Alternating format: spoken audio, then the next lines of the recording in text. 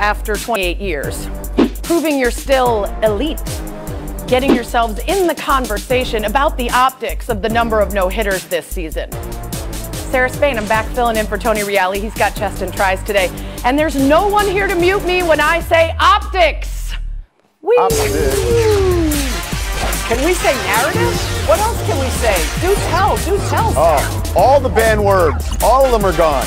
Let's do it. By the way, you can't neglect chest and tries. You know, it's funny that you mentioned banned words, George, because I'm instituting a new one today, and it's just for you. Starting your answer, any answer, with look or listen is going to result in an immediate and gleeful mutilation, so you have been warned. Let's go around the horn. 27 points, 15 rebounds, and 8 assists for Paul George as he led the still Kawhi-less Clippers to a 106-92 win over the Suns in Game 3 last night. Devin Booker and Chris Paul combined to shoot 10 for 40. Jay Crowder fouled out, and Cam Payne left early with an ankle injury. So, George, I ask you, is this more about the Clippers figuring something out or the Suns having an off night?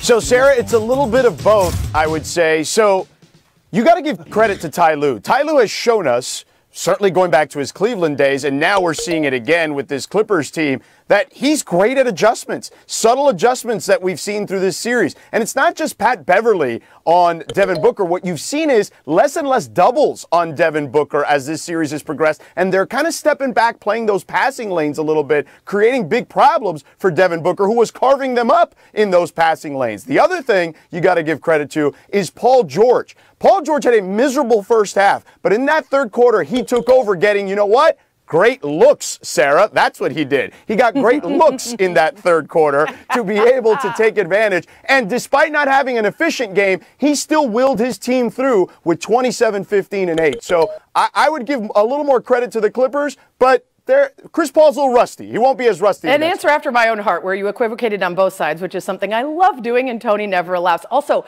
5 different starting lineups in the last 8 games for them. So you're right, all of those adjustments making a big difference. Woody Page, what do you make of this game? Well, hell, George, it's very easy to say they figured it out. They brought Billy Crystal to the game. Oh, yeah, they figured it out. They put Kawhi Leonard in a suite upstairs with his daughter in his lap. That's figuring it out. It's all about the Suns, that they had an off night. You've got Paul back from 11 days not being able to play basketball, and he looked like it, exactly. He couldn't shoot his mid-jumpers. None of them were going in. So his partner is having to wear a mask. And no wonder that he can't shoot the basketball. I mean, over the years, guys that have broken their noses, they just haven't been able to shoot as well. So when you take those two observations into effect, that they were shooting 25%, not only for the whole game, but they were combined for 3 for 12 in the fourth quarter, and they were missing Payne, who had come into the game and scored 29 when Paul was at home. We're going to see this turn around and see the Suns go back to exactly what they were doing before. Sounds like a guarantee from Woody Page in the next game. J.A., how'd you see it? Who would have thought we'd be talking about Cameron Payne as a critical component, and his absence would loom so large in the conference finals? But congrats to him for playing his way up into that status. But certainly you knew that once he wasn't going to be able to play the second half, you were asking Chris Paul to log heavy minutes in the second half after not playing in the first 2 games, not being around the team. You knew that was going to be problematic. You also know he's problematic? Oh, I'm so sorry. I don't know if I explained this clearly enough. I get to say whatever I want. I'm in charge of the moots. You are still responsible for all of the regular banned words. I'm so sorry. I should have been more clear. Well, you wonder, I was thinking also that I think Ty Lue will actually wind up, because he didn't get the Laker job, he would have won a championship, but this is better for his legacy because he's getting more credit for what he's doing with the Clippers. Jackie, more about the Suns or more about the Clippers? I'm just still trying to figure out how you can guarantee Ty Lue would have won a championship with the Lakers. How do we know that? Come on, that's a supposition. I like Ty Lue a lot. He's a great coach. What I saw in this game was simple. The Clippers punched the Phoenix Suns in the mouth. And by doing so, they caught them off guard, they put them on their heels, and it affected the way they played basketball. Pat Beverly, you cannot talk enough about him. He completely disrupted this game. He disrupted Devin Booker. He disrupted the offensive schemes of the Phoenix Suns. Can they recover from that? Yes, I think they can. But I will say this, too, about Cameron Payne being out. One thing that's different about Cameron Payne and Chris Paul is the pace of the game. When Paul was out, and I'm not saying they should want to play without Paul, but the game was faster, and that sometimes favors a guy like Devin Booker, who likes to get shots in the open floor. Extra points to Woody Page for being the only one to mention the mask that Devin Booker wore. As someone who had to wear that in field hockey and basketball, it does absolutely affect you, and it steams up. It's not great. Thank you. Okay, we're off for a week after this, so I need to look ahead a little bit. How do you see the rest of this series playing out? And choose wisely, because when Tony is back, he is probably going to pay off the mutes and the points upon his return. So, George, you go first. I'm sticking with my original prediction of Suns in 7. I think the Clippers come back 2-2 to Phoenix, though. Woody? Yes, the Suns win one in L.A., go back and dominate the series. J.A.? Yeah, we saw there was no emotional effect from that devastating Game 2 loss, but the math of it, the fact that they're going to have to win an additional game in Phoenix in addition to the one that they should have won already in Game 2, that's going to catch up with them. They lose in 7. Jackie Mack? Suns in 7, unless Kawhi Leonard gets out of that suite and back onto the court. Okay, check out your mentions for the Clippers fans, everybody. Moving on, we got Game 2 of the East Finals, and the Bucks are looking to even things up and take advantage of that home crowd inside and outside the building. That's been a great scene. Not going to be easy, though. The 5th-seeded Hawks have gone 6-2 in playoff road games. It's just Game 2 of the series, so even mentioning the words must win would be ridiculous, right? So let's just say important. How important is tonight for the Bucks, J.A.? They don't have to win for the sake of the series. They just won the last series after falling behind 2-0, and they had to win Game 7 on the road in that one, which they wouldn't here. However, they cannot allow the Hawks, particularly Trae Young, to come in and just defile Fiserv for him with those disrespectful lobs off the backboard and shimmies before the three-pointers. If they continue to do that, guess what? They're going to have to vacate Fiserv for him. They can't go back to Bradley Arena. That's been demolished. They'd have to go back to the old Mecca. That's what's going to have to happen if they don't do something about Trae Young disrespecting them in their home. Jackie, I appreciated the defiling, but I imagine the Bucks didn't. What's the secret here for them? The Bucks have to make shots. We talked about it the other day, Sarah. 22% on uncontested frees. That's not going to get it done. 0 for 9 from Chris Middleton. That's not going to get it done. If the Bucks are going to win, they have to shoot the ball better. Giannis did his part in Game 1. He did exactly what you want to. He didn't stray out to that three-point line. They had 70 points in the paint. Everything about this game favored the Bucks except for their shooting. They got to knock down shots. What about you, George? So I'm glad the Hawks don't listen or look at any of my predictions because I have picked against them in every series to this point in this season. And I'm still predicting that the Bucks will win this particular series. I just think they can overwhelm them. I think, as Jackie mentioned, Chris Middleton can play better. Jrue Holiday also has to be a bit more consistent. He was the best player on the floor in that first series against Miami in that sweep, but he has not been as consistent in this particular series. But don't give the Hawks any momentum. Don't give them any confidence in this series because they can shoot the lights out. The Bogdanovich injury I still think is too big to overcome, but they are coming. There's no way about this. They are absolutely worthy as an opponent in this series. Look, George, you're doing a fine job, and I'm listening to you handle it well, so I'm adding another one. Don't start any of your answers with so either from here on out. Woody Page, what you got? I am going to agree with George about Holiday. Is he going to be out or is Holiday in for this second game? Which is he going to be? I mean, we've seen a guy who's played incredibly well, but he's got to be a dominant force for them. You can't just have Middleton and Giannis taking total control of that team. They need the third wheel there. So I think that's really critically important. I think in terms of whether or not they're going to play defense is going to be critical. Not must win, Usually but they have to win because they don't want to go to Atlanta. Atlanta continues to gain confidence the longer the playoffs go on. They can win on the road, and they definitely, when they're at home, their bench plays so much better. I think it's going to be difficult to go there 0-2 and come back and win this series. George, you got something quick?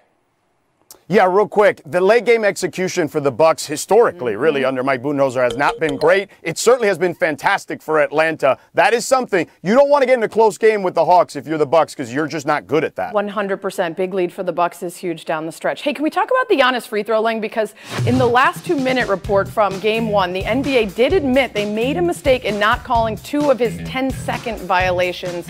How big of a deal is this, Jackie? Well, if it's in the 2-minute report, Sarah, it's clear to me what's happening here. It's a red flag for the Milwaukee Bucks. We let it go this time. It's not going to happen again. We're going to start calling it. I think this is a very big deal. The only weakness in Giannis's game right now is what you're watching there. J.A., how about you? Big deal?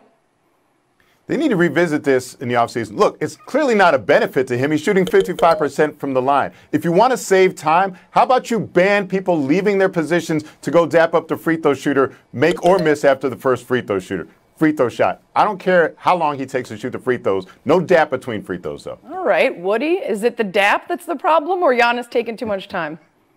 In 1972, when I was covering basketball earlier, I wrote about the 3 problems involving free throws. That's 1, guys jumping into the lane early. Secondly, standing on the line and that not being called. And third, taking longer than 10 seconds.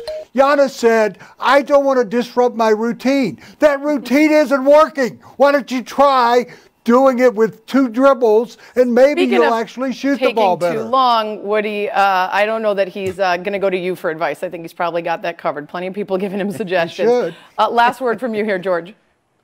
Yeah, Eric Nehm, the great Bucks beat writer, wrote a story in 2016 that this was an issue for Giannis late in the 2015 season, and it did get in his head. So we've seen some of this become an issue in the past.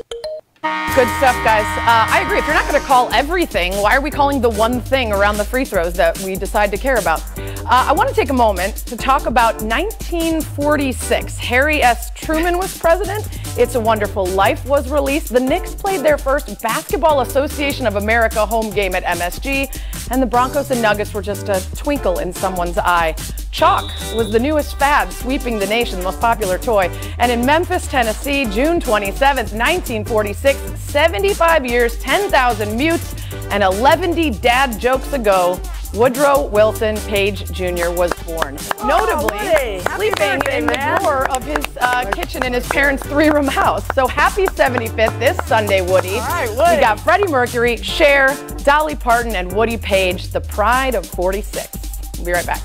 Love it, man. There was no pride in 46.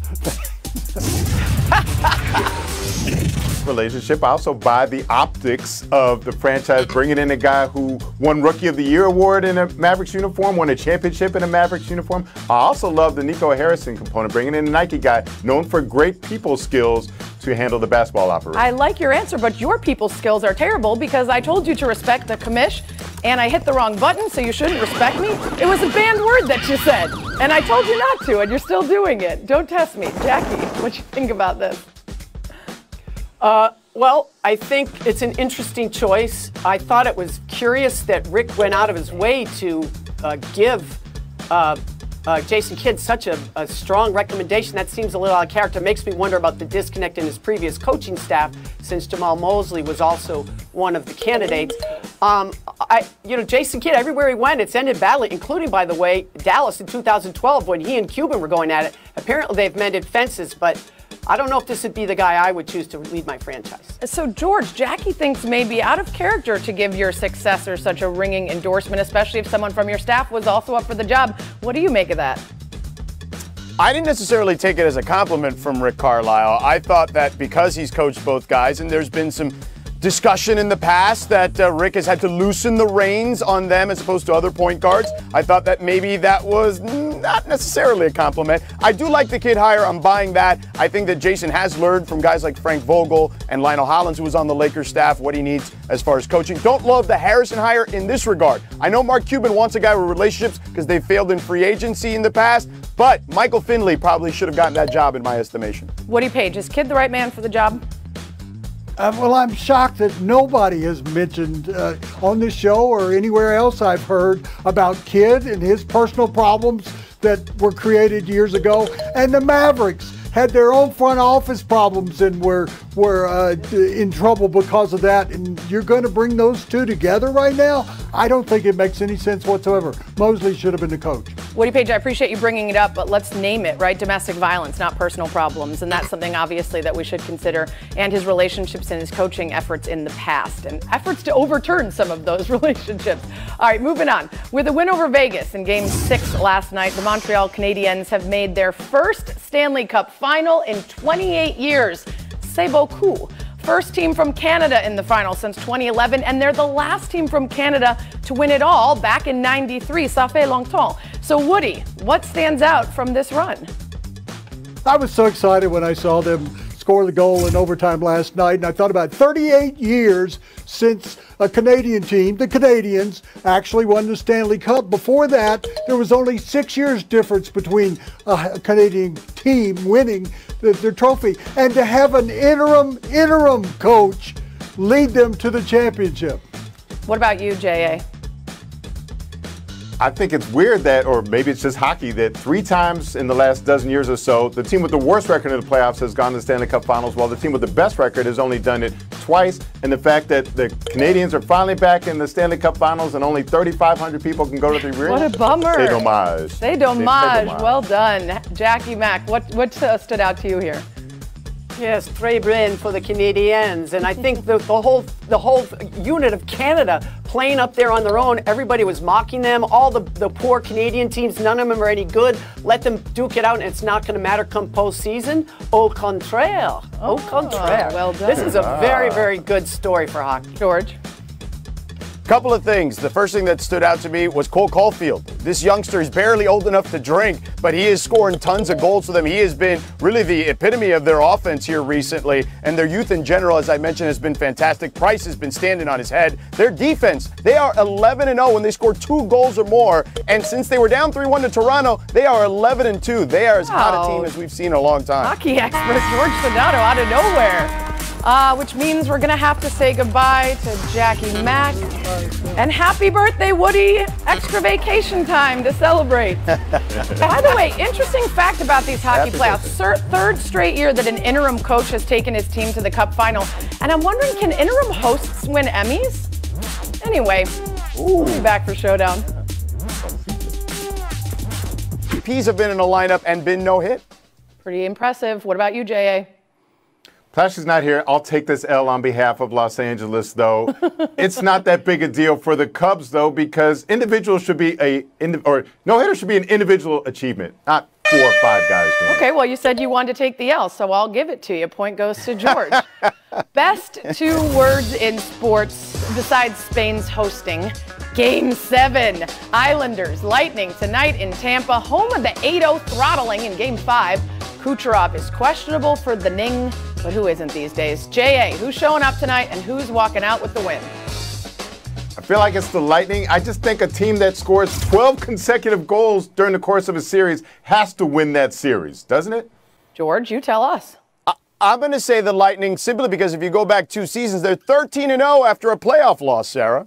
That is the stat I'm looking for. Unbelievable. 2 years without putting back-to-back playoff losses together. All right, let's move on. Rather than having players rock their team unis and caps for the All-Star game this year, MLB has introduced special jerseys and hats to be worn during the game, and they are special.